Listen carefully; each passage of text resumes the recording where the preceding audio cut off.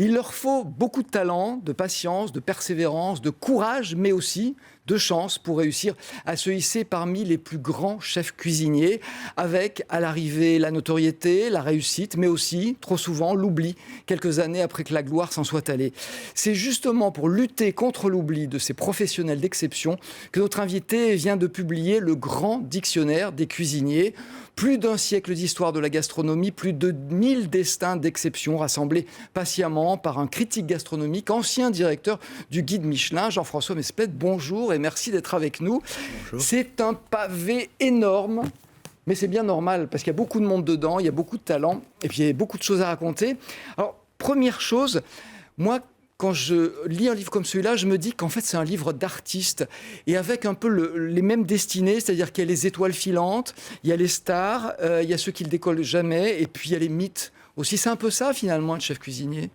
Bien sûr, un chef cuisinier, c'est quelqu'un, vous l'avez dit, qui donne du bonheur aux gens. Et en fait, moi, ce qui a déclenché ma vocation de basculer du sport, où j'ai fait une bonne partie de mon parcours, à la gastronomie, c'est la rencontre avec Paul Bocuse. Et en fait, j'étais admiratif des gestes des cuisiniers, ou tout à l'heure, vous aurez quelqu'un qui fait l'oreiller de la belle aurore, des gestes des charcutiers, des traiteurs, c'est-à-dire qu'il y a une précision du geste. Et j'ai été surpris d'ailleurs qu'il n'y ait pas d'émission de télé sur ça. Et un jour, quand j'en ai parlé à Bocuse, il m'a dit « Mais la cuisine, c'est pas ça. La cuisine, c'est amour et générosité. » Et ces deux mots m'ont fait basculer dans l'univers de la cuisine. Et j'ai trouvé qu'il y avait des gens généreux, comme vous dites, qui donnent à partir de simples produits du bonheur aux gens. Et je trouve que à l'époque, qui est la nôtre à plus forte raison, donner du bonheur aux gens, c'est fabuleux et qu'il fallait parler de ces gens-là. Alors il y a de la générosité, il y a aussi une certaine forme de cruauté parce que ce sont des gens qui investissent tellement et qui un jour disparaissent et avec eux, tout disparaît, tout ce qu'ils ont apporté. Bon, ils laissent des souvenirs auprès des gens qui ont fréquenté leur table, mais c'est quelque chose de cruel quand même. Oui, mais c'est un peu la règle du jeu. Vous savez, vous avez souligné, effectivement, j'ai eu la chance et le plaisir de diriger pendant quelques années le guide Michelin. C'est vrai que c'est une mission qui est très difficile parce qu'on travaille avant tout pour les lecteurs du guide, donc on ne peut pas faire preuve de sentiment ou dire tiens celui-là on l'aimait bien mais il est peut-être un peu has-been, donc on ne peut pas repêcher, mais c'est vrai que il y a parfois des gens qui tombent dans l'oubli et j'espère à travers ce livre que je rappellerai certaines maisons parce que les gens vous disent « Ah mais moi je me rappelle à la Mulatière, il y avait la mère Guy, il y avait Roucou, il y avait avant les frères Foilard. » Aujourd'hui ça ne dit plus rien à personne parce qu'on est plus branché sur certains cuisiniers qui passent dans l'émission de télé-réalité. Et je trouve que c'était un peu injuste. On est effectivement dans le quotidien et un jour chasse l'autre. Comment est-ce que vous les avez choisis et surtout retrouvés ?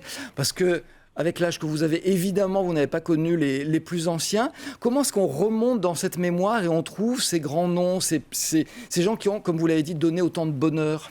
C'est un peu les relations, c'est le fait qu'en 98, j'avais publié un livre qui s'appelait 3 étoiles au Michelin, parce que moi, 3 étoiles, c'était pour moi mythique. D'ailleurs, aujourd'hui, on dit même plus 3 étoiles au Michelin, on dit tiens, cette fille, elle vaut 3 étoiles, ce truc, ça vaut 3 étoiles.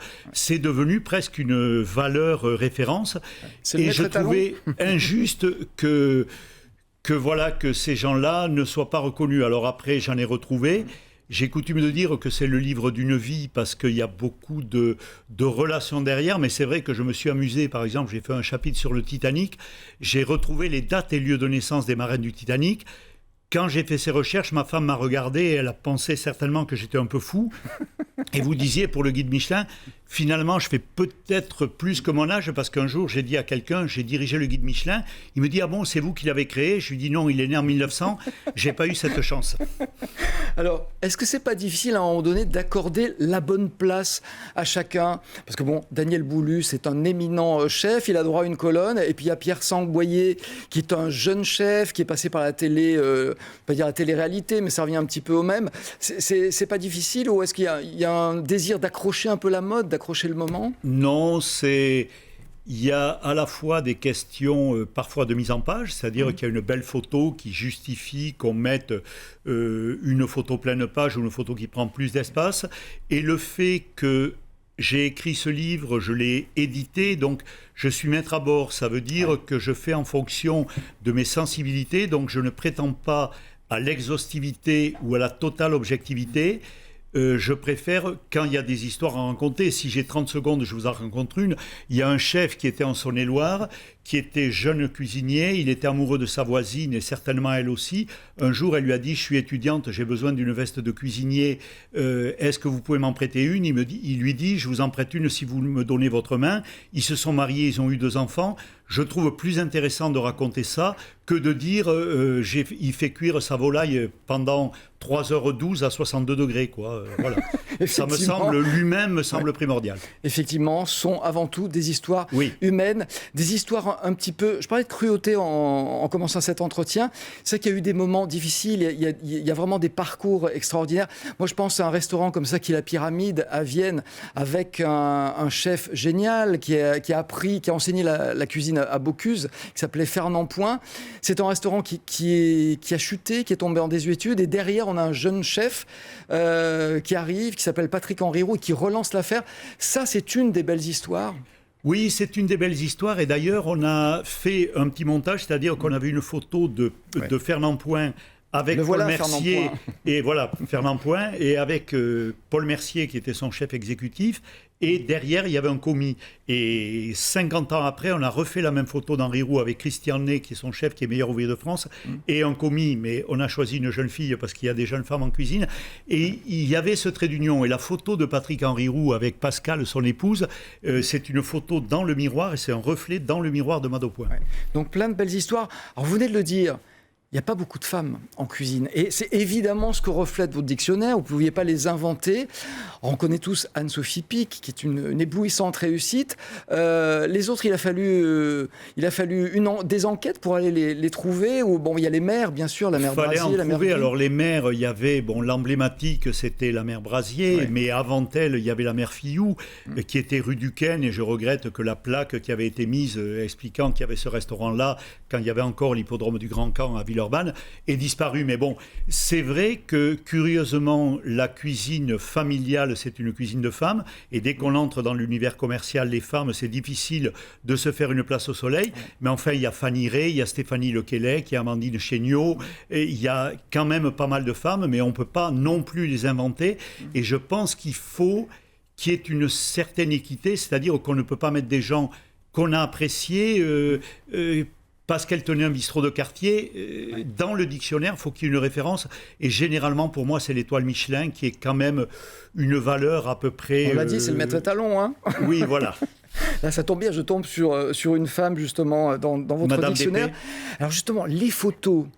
C'est vrai que c'est d'une richesse iconographique extraordinaire. Où est-ce que vous les avez retrouvées ? Parce que ces personnes qu'on a oubliées, effectivement, les médias les ont oubliées aussi. Oui, mais j'ai trouvé dans les archives, j'ai trouvé en sollicitant les enfants ou les petits-enfants. Par exemple, il y a un monsieur qui s'appelle Jacques d'Arc, qui a été le plus âgé des meilleurs ouvriers de France, il l'a eu à 60 ou 62 ans, qui était à Dax, et j'ai retrouvé sa trace par son petit-fils, qui est aujourd'hui en Australie.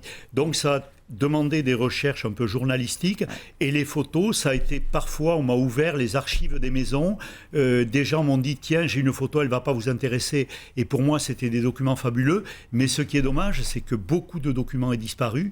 Par exemple, le chef qui a été au Chapon Fin à Bordeaux, il y a été pendant 60 ans, son fils a dû souffrir de ça, et quand son père est mort, il a jeté toutes les archives, et on n'a rien retrouvé. Et c'est un peu dommage parce qu'il y avait des documents exceptionnels. Alors justement, il y a un côté un peu crève-cœur. Décidément, c'est un livre joyeux, donc c'est toute une histoire. Mais ce qui fait de la peine, vous disiez les restaurants qui disparaissent. Alors moi, pour être arrivé à Lyon il y a très longtemps, il y avait un restaurant Place Bellecour qui s'appelait Vétard, qui était une grande table.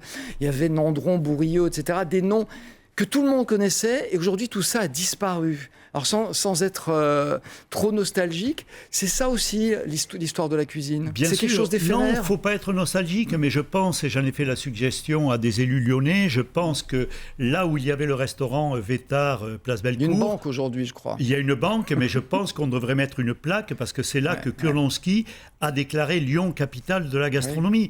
Et je pense que ça, on ne peut pas oublier ça. En face, il y a la plaque qui dit « Ici est né Antoine de Saint-Exupéry », mais je pense que aussi bien des écrivains ont fait, mais quand même des cuisiniers et des cuisinières ont fait du bien à l'humanité, Ouais. on fait oublier leurs soucis aux gens.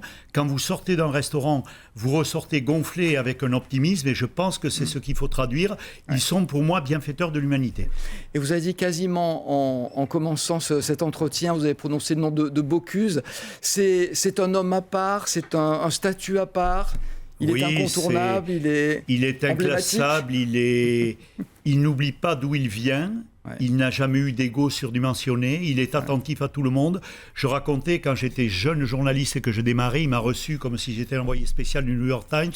J'ai jamais oublié ça, je le vois assez régulièrement. On échange parce qu'il aime bien parler de cette époque, de cette nouvelle cuisine qu'il a façonnée. Et c'est vrai, là on le voit à l'antenne, c'est une photo de Stéphane de Bourgis. C'est vrai que c'est quelqu'un de formidable et pour qui il a approché. Moi, ça a bouleversé ma vie. Je lui ai dit un jour, vous êtes l'homme de ma vie, parce qu'il a changé mon destin professionnel. S'il fallait citer un ou deux talents les plus prometteurs, ce serait qui ? Moi, il y a Michel Guérard, à Eugénie-les-Bains, il y a évidemment Paul Bocuse, vous l'avez dit, il y a Pierre Gagnère, parce que je pense qu'il a fait une vraie révolution en cuisine. Mais vraiment dans la nouvelle génération, les petits jeunes. Dans la nouvelle génération, Anne-Sophie Pic, vous l'avez cité, Gérald Paseda à Marseille a fait beaucoup de choses intéressantes. Frédéric Anton au Pré-Catelan à Paris, voilà, c'est des... En tout cas, pour se régaler, le grand dictionnaire des cuisiniers, donc c'est aux éditions Page d'écriture signé Jean-François Mesplède. Heureusement qu'il y a des gens comme vous pour garder cette mémoire donc de tous ceux qui ont donné du bonheur. Voilà, merci beaucoup Jean-François Mesplède.